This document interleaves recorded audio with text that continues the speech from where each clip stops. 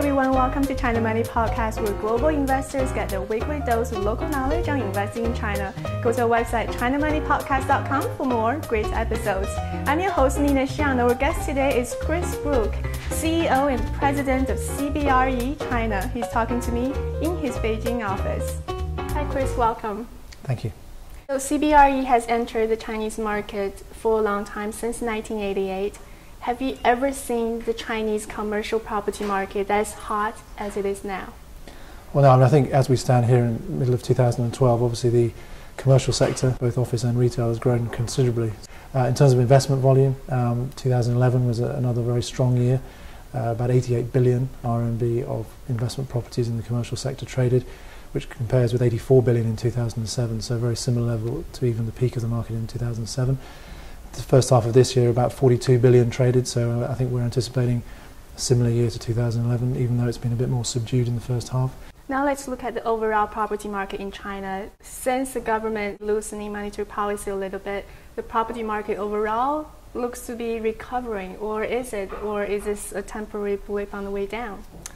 Well, I think you've got to distinguish between residential and commercial. Because I think residential, what we have seen as a result of the loosening at the local level and some of the credit loosening that we've seen from government, definitely sentiment has improved. Obviously sales transactions have also recovered to an extent. I think government still will maintain a fairly restrictive policy around anything which would result in more speculation or a rapid rebound in prices. So I think we would see on the residential side prices remaining pretty stable. For how long? I think stable for the rest of this year. I mean, I think everyone's waiting till there's obviously leadership transition, there's potential policy uncertainty, maybe some changes in 2013. So I think difficult to see beyond that. But I think for the next 6 to 9 months, we expect there to be not any major further deterioration in prices, but probably some level of consolidation and stability. On the commercial side, still seeing rents increasing in cities such as Beijing, and we're also seeing tenant demand moving to the west, particularly to Chengdu, Chongqing, and to a certain extent to places like Wuhan. Where do you see the biggest risk right now in the Chinese property market? For example, retail properties. There has been a lot of building going on. People are worried some of them might not turn out to be attracting enough people to keep them afloat. Well, I think that's a genuine risk. I think clearly what we have in the second-tier city, the provincial capitals and some of the secondary commercial centres particularly, is a mismatch in terms of the timing of supply and demand. So a lot of the cities are developing new CBD areas, new commercial districts, and a lot of that supply is coming on simultaneously. I think one of the broader risks, I guess, is on the demand side, really relates to what's happening globally and internationally. And if demand is affected by continued uncertainty and volatility in Europe and elsewhere, then clearly that may mean that certain organisations defer decisions or don't proceed with expansion plans. Then that clearly has a negative impact on commercial demand in the office sector, for example. Now, from the foreign investors' perspective, where do you see them most likely to succeed in the Chinese market? Well, I mean, I think it's clear that the times when you could come in and buy assets at a relatively low price, reposition them and then resell them for a capital gain, those times are probably over.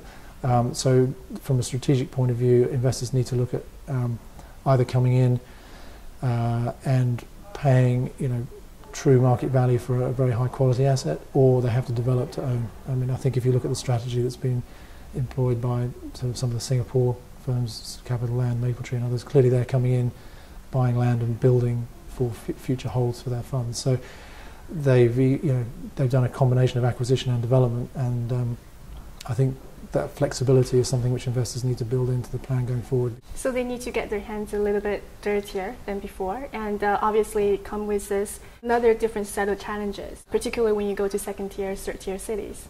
Absolutely. I mean, I think there is the need to have very strong local market knowledge around these opportunities and to have people on the ground that really understand the dynamics of the market and the way that the market varies across geography. And also, if you get into development, there's a whole host of other risks around transparency of the market, the land acquisition process, the currency side of things, bringing funds on shore, and the whole regulatory framework around being a developer versus being an investor. How about distressed opportunities? Is that a safe place for foreign investors to get into?